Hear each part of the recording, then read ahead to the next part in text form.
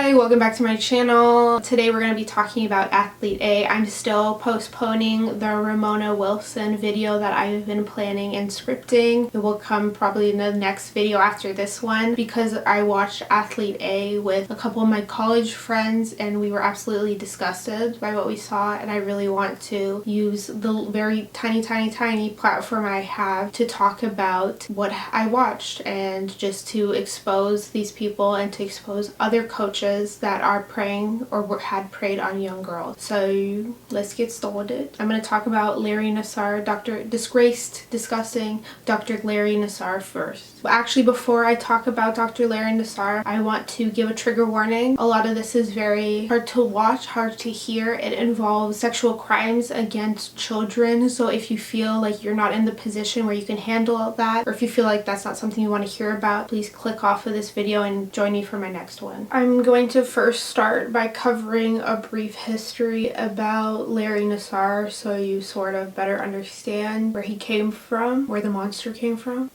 Lawrence Gerard Nassar was born on August 16th, 1963 in Farmington Hills, Michigan to parents Fred and Mary Nassar. Larry started his working career young. He began when he was age 15 when he started working at Farmington Hill High School as a student athletic trainer. He got this job after he was recommended by his older brother Mike, who was working as an athletic trainer there. Larry went on after he graduated high school to study kinesiology at the University of Michigan. When he was president at this university, he worked for the football and track and field teams. He graduated from his undergrad in 1985. Now I'm going to move on to his medical career and how he got involved in gymnastics. He began working as an athletic trainer for the USA Gymnastics national team in 1986. In 1993, he graduated from Michigan State University College of Osteopathic Medicine and became an osteopathic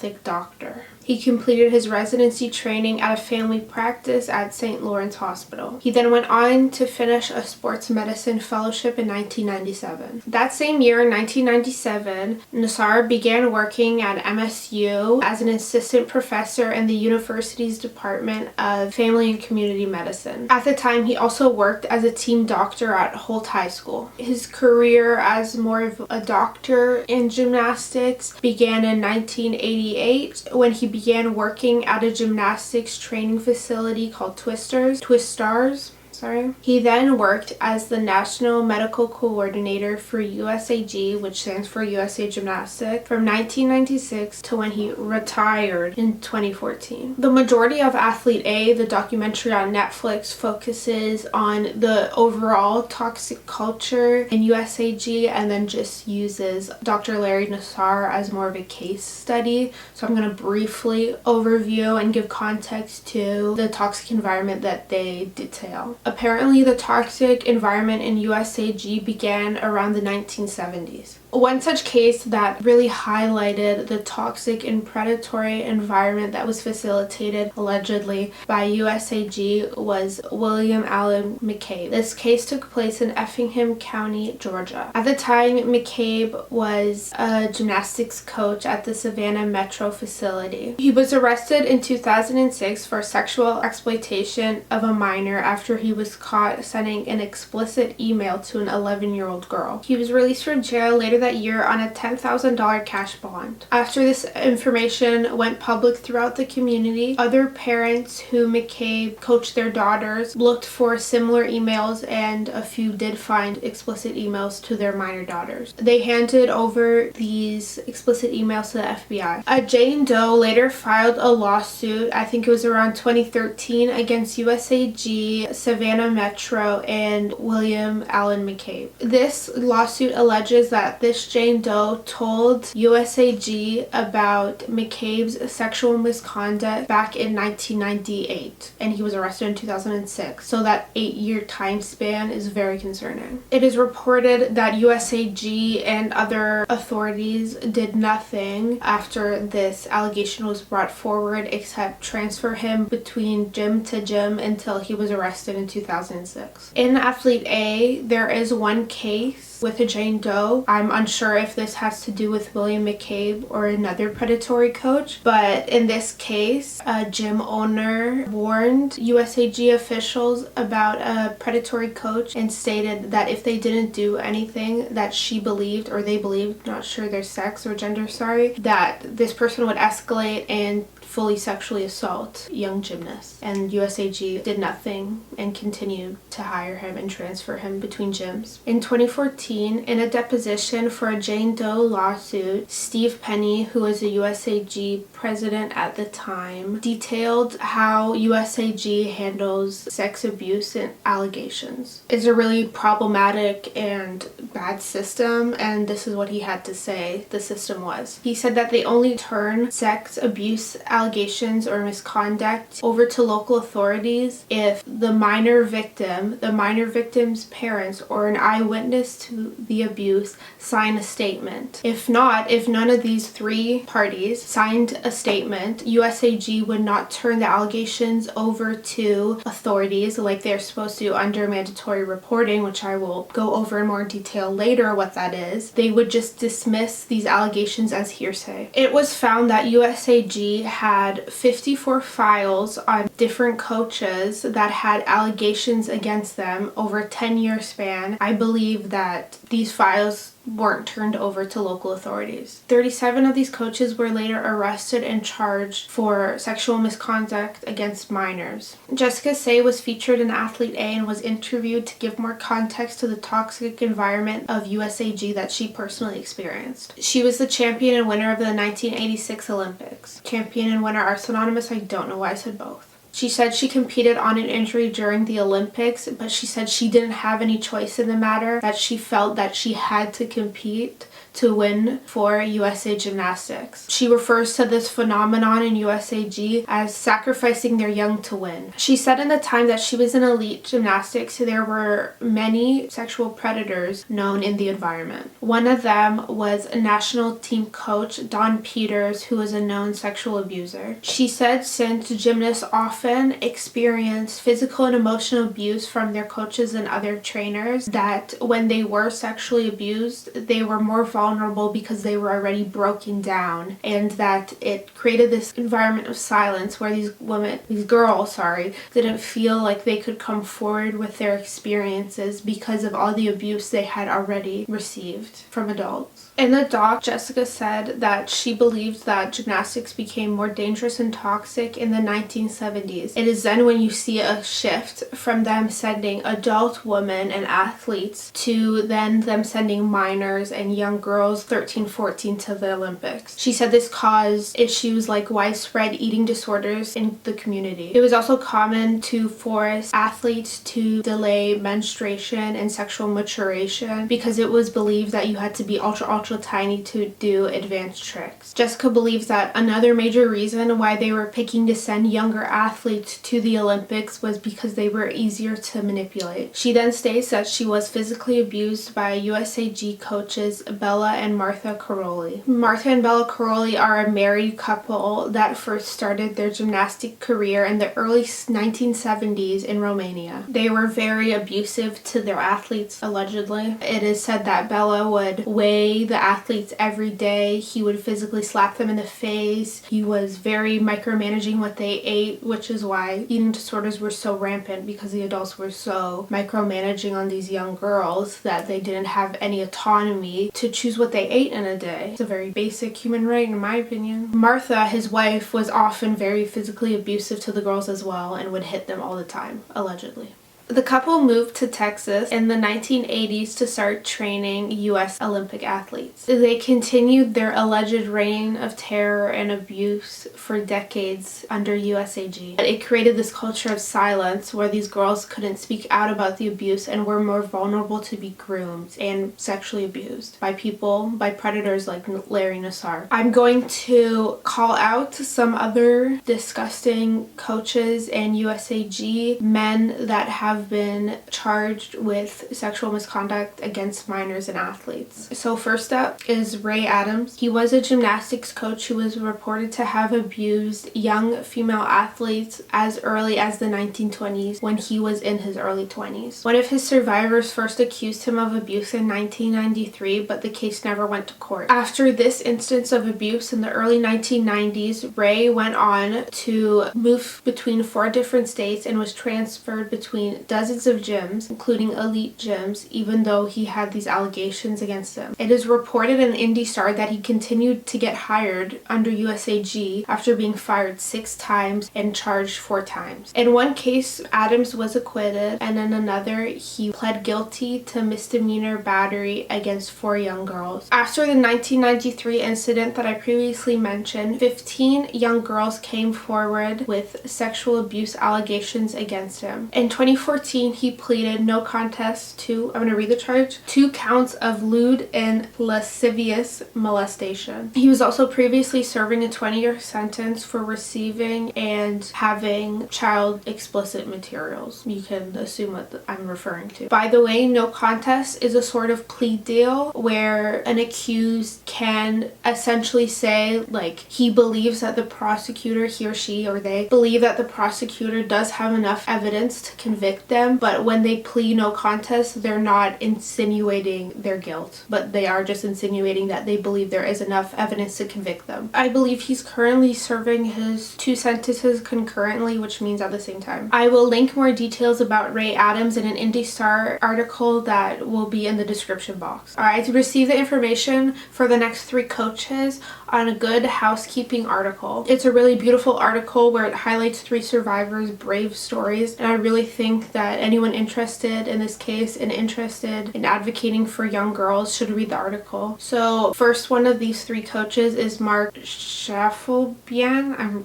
Don't apologize for mispronouncing his name because he's awful, but I don't know how to pronounce the last name. So he was a former gymnastics coach in Tennessee. In July 2003, he was convicted of 7 counts of aggravated sexual battery and 1 count of especially aggravated sexual exploitation of a minor. He initially received a 96-year sentence for his charges, but on an appeal in 2007, it was reduced 60 years to a 36-year sentence, which he is still serving. One of Mark's survivors alleges that he began videotaping the abuse in 2000. One of his survivors alleges that Mark would, when he abused her, he would videotape him touching her, and this happened as early as 2000. The next coach is Robert Schaller. He worked as a coach in Fremont, California. One of Robert's survivors says that he abused her around 5 times a week for around a year beginning in 2002. He was finally arrested when multiple victims came forward with allegations. So in 2005, he pleaded no contest to 2 counts of child molestation and was sentenced to 3 years in prison. 3 years in prison seems like a very short sentence for such disgusting crimes, but you let me know what you think. He is now out and is currently on California's sex offender registry. Next up is James Bell.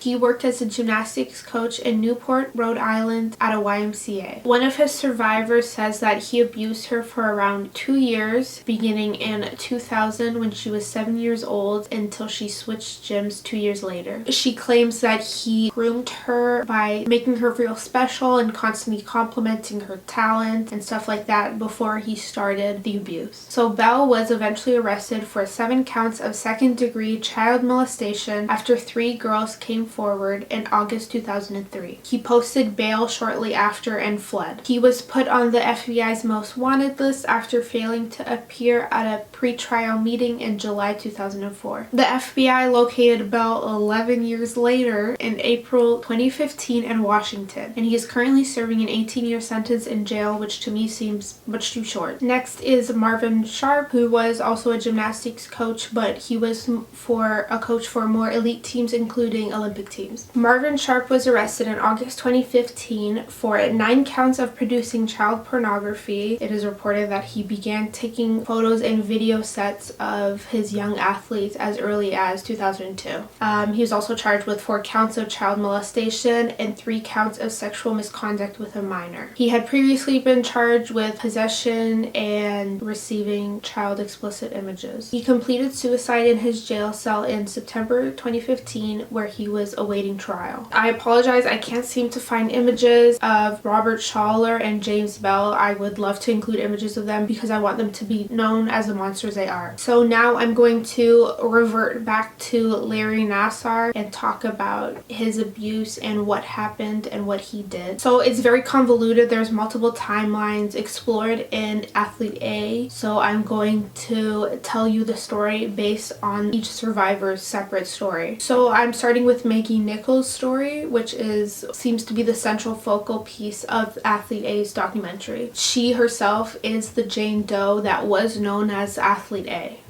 Side note, my neighbors seem to be blasting tunes, so if you hear the bass, please ignore it. So in 2015, Maggie Nichols was a hopeful for the 2016 Olympics, where she was training to join the US team. She was sent to Karoli Ranch, which is the Olympic training site for US gymnastics. Karoli Ranch is owned by USAG National Olympic coaches Bella and Martha Karoli. I think Maggie was around 17 years old at the time she went to the ranch. The ranch was located in Huntsville, Texas. She had little contact with her parents, Gina and John, while she was at the ranch, as there was little cell reception. Her father, John, also said that parents weren't allowed to set foot on the ranch, on the property, so that they had to put all their hope and that these adults on the ranch, including Martha and Bella Crowley, were going to protect their daughter. Maggie's father also said that he was not aware that Larry Nassar was present at the ranch and he had no idea about the previous allegations against him. While she was on the ranch, Nassar was treating Maggie for severe back pain. She said he performed his treatments in the back room of the ranch and he sexually abused her during these treatments. She told her friend Olympian Aly Raisman about what Larry was doing to her to just ask her if it was normal. Aly said that he had done it to her too. In June 2015, while still on the ranch, Maggie told her coach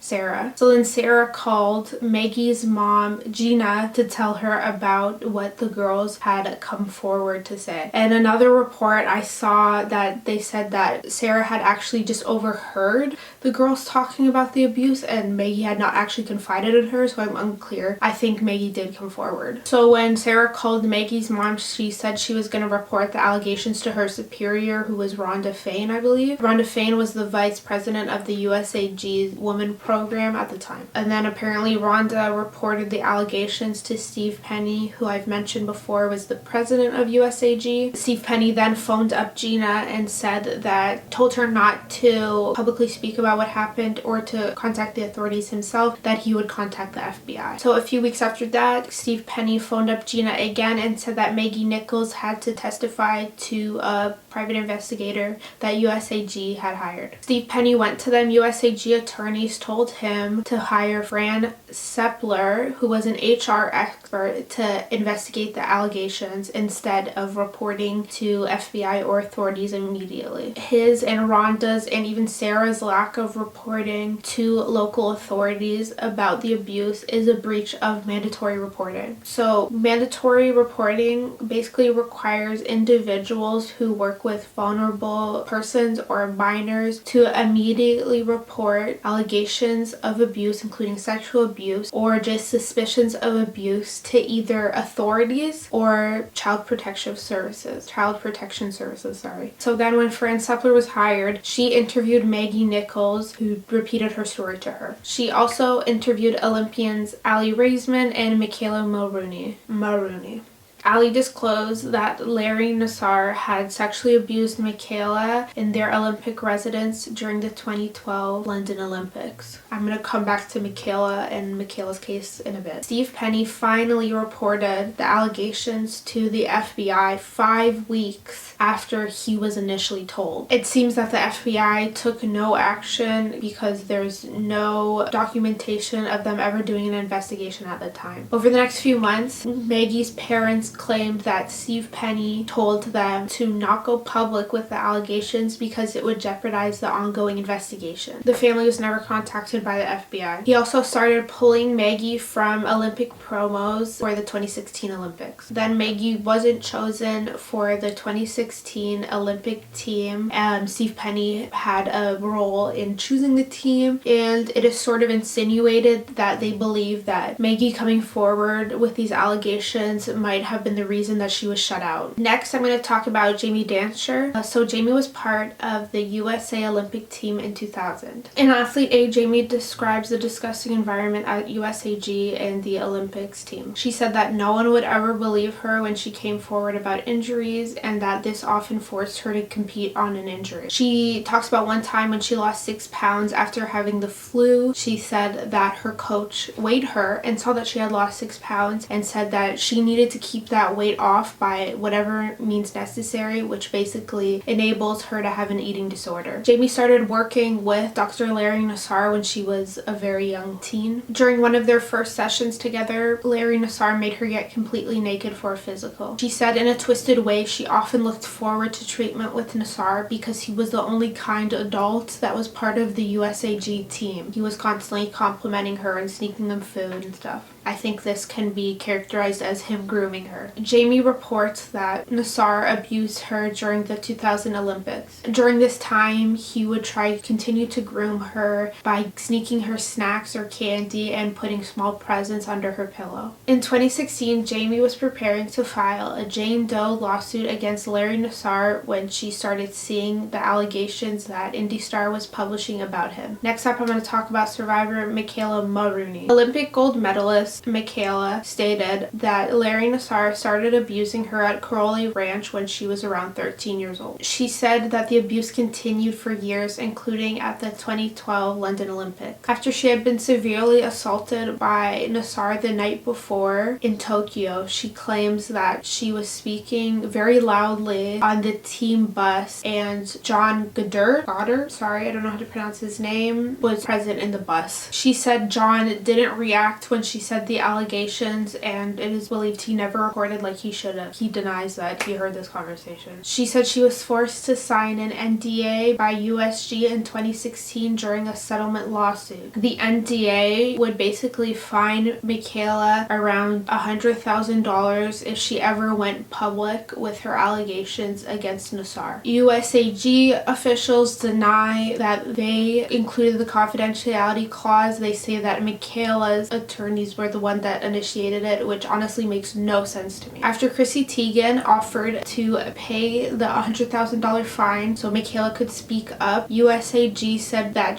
they would not charge her if she went forward. After Chrissy Teigen offered to pay for Michaela's fine so she could speak publicly about the abuse, USAG said in January 2018 that they would not pursue a fine if Michaela went public. Michaela began speaking out publicly about the abuse shortly after. Next up is Rachel Den Hollander. She was a local gymnast. She never competed nationally because she started the sport when she was 12 years old, which is already like ancient in gymnastics years. She went to Larry Nassar for treatment at the MSU Sports Clinic in 2000. At the time, she was experiencing severe wrist and back pain. She was 15. At one of her first appointments, Rachel says that her mom was present in the room, and with his left hand, in view of her mom, Nassar was doing legitimate physical therapy, and then with his right hand, he assaulted Rachel under a towel out of view of her mother. She says over time, the sexual abuse escalated. I'm not going to detail the specifics. You can watch in Athlete A, but it is very graphic, and I don't want to re-traumatize anyone or trigger anyone. Rachel says she saw Larry around once a month for a little over a year, and that on most visits she was sexually abused. A few years later, Rachel reported the abuse to a head coach at a gym she worked at, who shamed Rachel, saying that no one was coming forward with similar allegations, so basically insinuating that what she was saying wasn't true. In August 2016, Rachel reported the abuse to her local authorities. Since she was not living in the state of Michigan at the time, she had moved away afterwards. Michigan is where the abuse took place. Dispatch had to transfer the case over to an investigator in Michigan. So this is when the investigation against Dr. Larry Nassar finally begins. So police in Rachel's state contacted Detective Andrea Munford of the Michigan State Police to investigate Rachel's case. Rachel and Andrea first met up in August 2016 to speak about the case. Andrea said when Rachel reported that her abuser was Larry Nassar, that she remembered Nassar from a 2014 investigation. In 2014, a survivor on the MSU campus came forward with allegations that Nassar had sexually assaulted her during medical treatment, but these allegations allegations were dismissed as just normal medical treatment. They then discovered that Nassar had been reported as early as 1997, but these survivors had always been dismissed, and officials and authorities claimed it was just normal treatment. On August 30th, Andrea interviewed Larry. During this interview, Andrea asked him about the 2014 investigation and other various medical violations he had been accused of. These medical violations include having no gloves on while performing exams, performing intra-exams, not getting informed consent, and having no other medical person present in the room during treatment. Nassar admitted that there were situations where another medical person or another person was not present in the room while he was doing procedures or exams. He also admitted that when he was treating tailbone pain, he would use a gloved hand.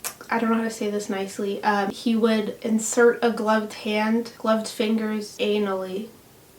Throughout the interview, which you can see in Athlete A, Nassar was constantly undermining Andrea's intelligence by saying, like, just dismissing when she was asking about certain medical procedures, saying like, oh, you wouldn't understand what I'm talking about, like you don't have the anatomical knowledge to understand, essentially. It seems that he was using this as a cop-out to not explain or give reasons why he was doing certain things to his patients. But when she probed further, she realized that Nassar couldn't come up with a reasonable explanation of why a procedure, a physical treatment, would require him to insert his fingers in clients' private parts. At the same time, a local news company called IndyStar was releasing stories on survivors' renditions of what happened with Larry Nassar. After releasing some of these allegations publicly in articles, one IndyStar journalist was able to interview Nassar with his attorney present. During this interview, Nassar stated that he had actually only volunteered for USAG for 29 years and that he was not paid a salary, which, like, why would you dedicate so much of your time and not get paid a salary for it? He also said that he retired from USAG to pursue other matters and that his retirement was not because of allegations. At this time, Nassar and his attorney denied all allegations of abuse. When the journalist was leaving after the interview had concluded, Larry approached the journalist and begged him not to publish the piece, saying that it was going to ruin his reputation, that he was a family man, all this manipulative shit. IndyStar received access to USAG internal documents and emails, which some of them detailed a potential cover-up for Dr. Larry Nassar. In one such email, Larry had emailed USAG attorneys explicit videos of him performing these medical procedures where he would go intra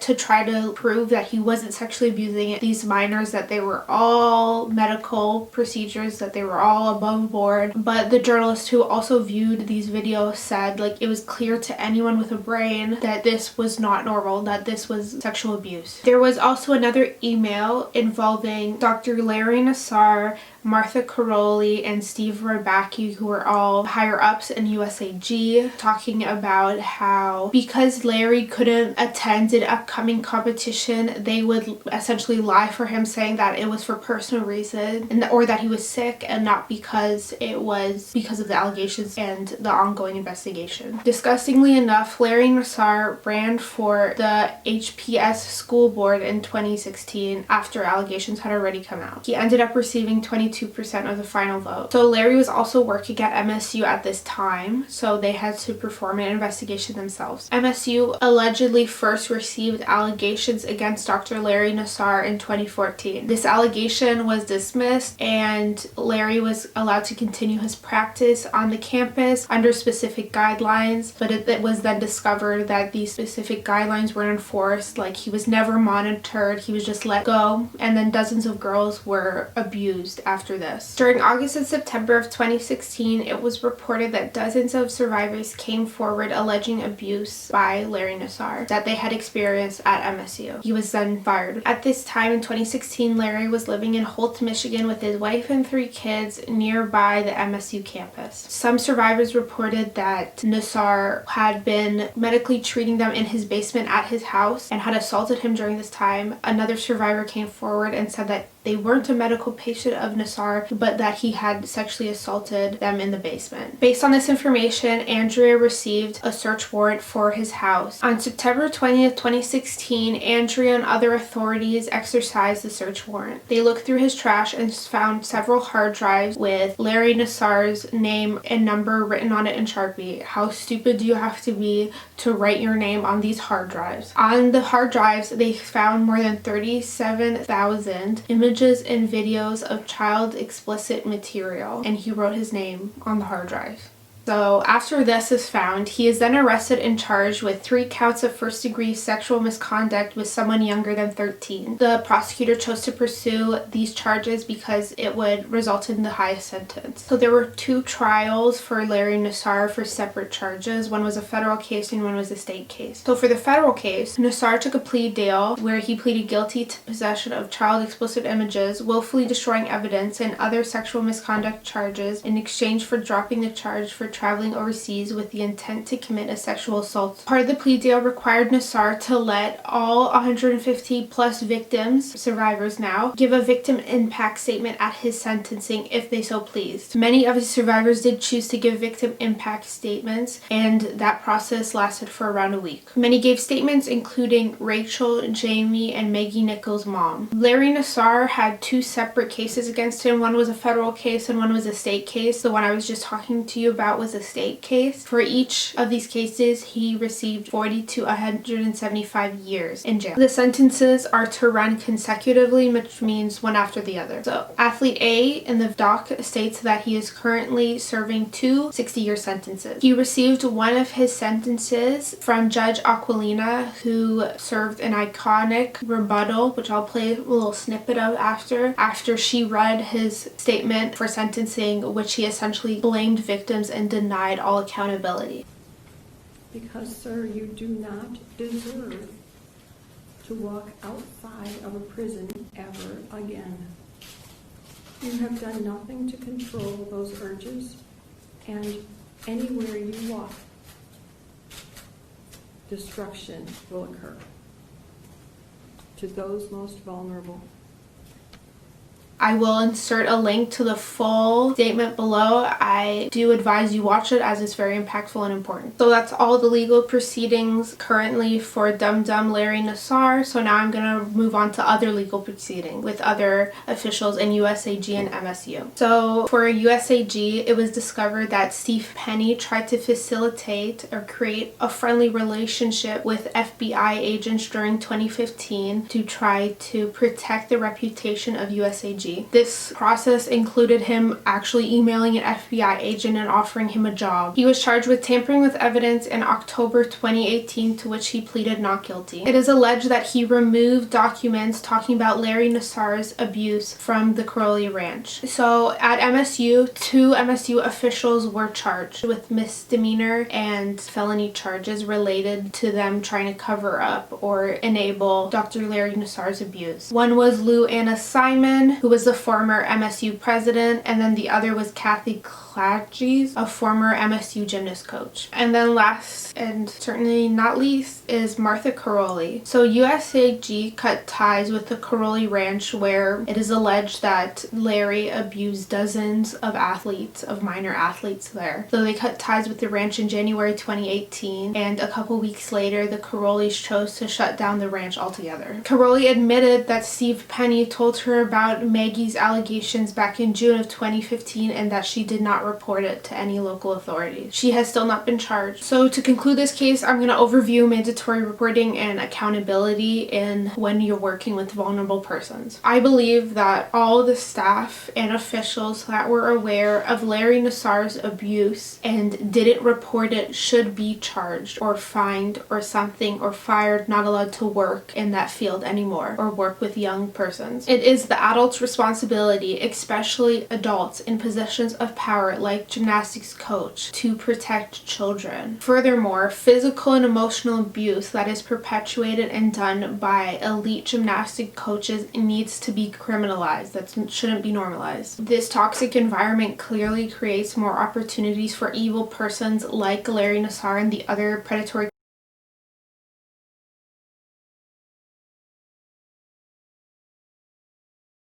At the end of the documentary, Athlete A reports that more than 500 victims have come out with allegations of sexual misconduct and abuse against Dr. Larry Nassar. It also says that the U.S. Department of Justice is currently investigating USAG, the U.S. Olympic Committee, and the FBI for their handling of Maggie Nichols and other allegations. I will link the Athlete A website below in case you want to peruse and see if there's any other ways you can help these athletes and just spread the word. So thank you for watching this video. Please subscribe. I'm not going to say I hope you enjoyed it because it's awful information, but I hope you were somehow educated, somehow more informed after the close of this video. Please subscribe and like if you want, and I'll see you in the next video.